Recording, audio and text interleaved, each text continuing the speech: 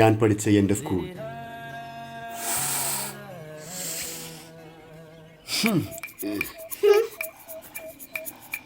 ഒരുപാട് നല്ല നിമിഷങ്ങളും ഓർമ്മകളും കനിഞ്ഞു നൽകി.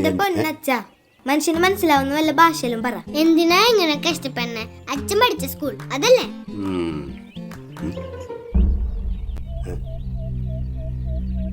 ഏതാ വേട്ടാവളിയന്മാര്? വേട്ടാവളിയന്മാരാ? നിന്നെ വേട്ടാവളിയാന്ന് ശ്രദ്ധിക്കണം. വളിയന്മാർ 2 പേരുണ്ട്. കണ്ണൂത്തി പൊട്ടിച്ചാലോ? അടി മേടിച്ചു തരാൻ വേണ്ടി ഇറങ്ങിയേക്ക 2 കൂടി വന്നകള്.